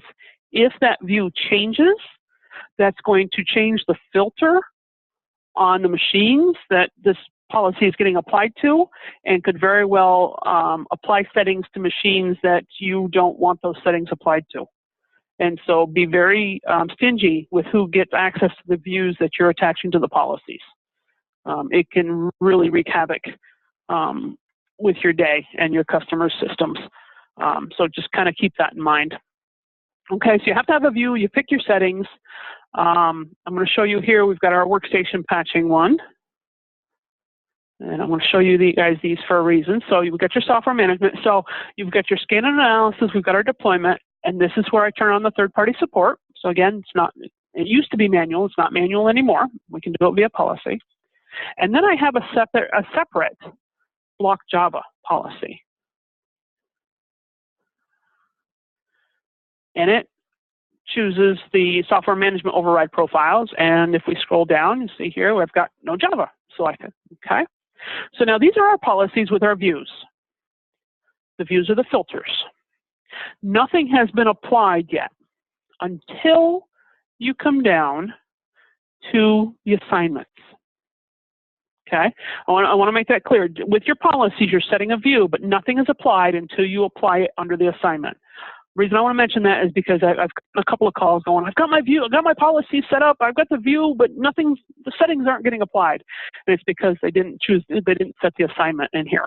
Okay, so you set your policies, you come under assignment, and you'll see here that you have your organizations, and then you have something called global org. A global org, any policy that's applied to the global org applies it to every other organization in your list.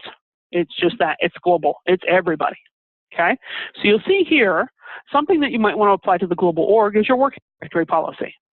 And to apply policies, you check the boxes, and you could check multiple boxes if you wanted to, okay? But you check the box, you find the policy, and then you select and assign. Okay, if we wanted to remove it, then we'd select the policy we'd remove. Simple as that. And it will warn you that when you do it, that the changes are going to take place immediately. Are you sure? Okay, by all means, go right ahead. Okay. So that's our global organization. Underneath our training, you're going to see I've got some folders in here, and these folders are what's set up under with that with the wizard you guys ran. Okay, so you'll see that. So these are the folders which should correspond over under the system. So here we got global policies. So we got global policies here. So anything under this global policy folder is going to be applied. Okay, so that's how that works with folders. And so, and you can't see what's applied to the policy here. You have to go back to the policy and actually take a look at it, but you get the idea. So where I want to draw your attention is policies are applied hierarchical, like GPOs. So you can have policies that have similar or conflicting settings. So you set something at the organization level, but want something different at a certain machine. Or you set something at the global level, but want an individual organization to be different. When there's a conflict, the policy closest to the machine wins. Okay, so just like GPOs. So give you an example. So in my live system, we push an agent icon out. We have our agent icon, and I've got it set at the global level that says agent icon, and these are the settings. We have a single customer, because there's always one, that they have an IT department, and they're very, very confident. You know, they use the Kaseya product to manage things themselves, and they only use us when they need us. So they have their own IT department. Their users do not know about us, okay? And so they do not want that icon. And so even though I've got the agent icon set at the global org, they have a policy set at the organizational level that says no agent icon. And because that policy is closer to the machine, that policy wins. That policy's settings are what take effect, okay? If you have conflicting policies at the same level, then the order matters. And by that I mean, so we have workstation patching. If you remember, my workstation patching says, give me everything. I want it all. Patch everything and anything, okay? But I've got a block Java. I don't want Java. I want everything but Java. These two are conflicting. They're at the same level. Because the Java is higher in the list, this one wins. If I were to do something as simple as this, drag and drop, and change the order, in this case, this one wins, Java gets installed. Okay, so just kind of keep that in mind as you're going through and applying policies, and you're wondering why you told something not to do, not to do X, and it's doing it anyway. So keep that in mind. Okay, so this is where you apply to the organizations, and then you've got your machines, and this is where you apply. You can apply a policy to a single machine. You also have additional icons here. Okay, so you select the machine. You can see your policies down here, all the policies that are applied. Okay, and this icon here is your policy status, and you'll see mine are in red. I've got something wrong. If you hover over that icon, it will tell you the details about the policies. So you can see here, I've got a problem with these three policies. I've got to go in and I got to figure out what's wrong with them. Okay, but it'll also show me the machine effective policies. So with all the policies applied to the machine, what settings are actually getting applied to these machines? This will show you that. Okay. Once I've gone in and corrected those errors, I can then come in here and tell it to reprocess the policies, and it'll go through and reapply everything. And then the policy should go green. Okay. Policies will reapply automatically. And those of you that are new, and I see actually my list of attendees has shrunk greatly. Lonnie, thanks for sticking with us. If those of you that are new, Austin and Michael, if you could come in here under settings on your system and set your settings just like you see here on the screen. You can do a screenshot, or you can do it now. But this is where this is how I need you to set your settings on your server. What this is that the deployment interval is how often policies will get applied to new machines when they come into the system. Okay, you have the ability to change this to fast as 5 minutes. Please don't. Keep it at the hour. The compliance check is for machines that are already in Kaseya. Once a week, it will look at each machine and make sure it's in compliance. And if it's not, it'll show red like mine did. If you have new machines coming in and you need them to apply sooner than the hour for one reason or another, it happens. You can come in here, select your machines, reprocess policies. It'll process them immediately. Okay? And that, I think, is that. I'm going to throw another chat in here. An email address.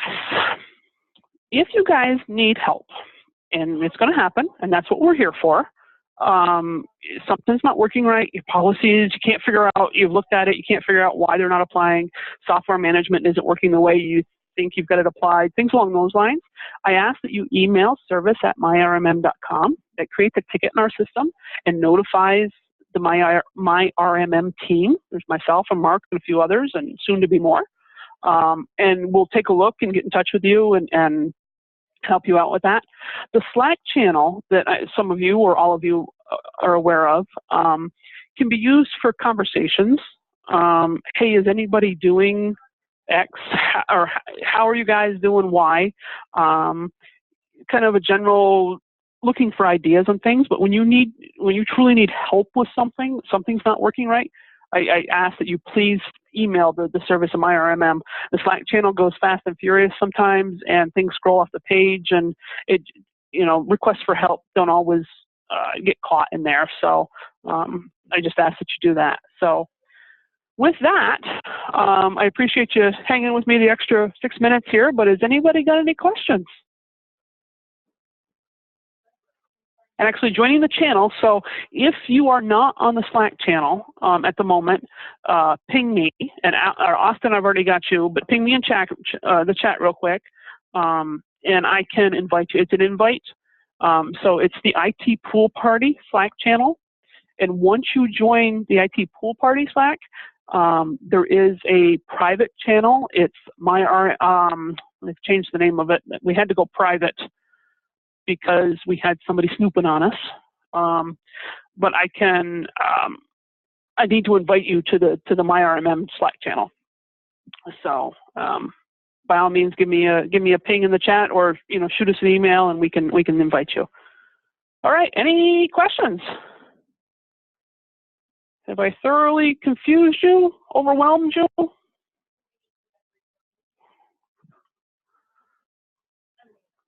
So, all right. Well, with that, I'm going to end the session. Again, I did record this session, so it will take me a little while to convert it and get it uploaded to our web page, but I will post that in Slack. And actually, I'll try and email all of you that attended today.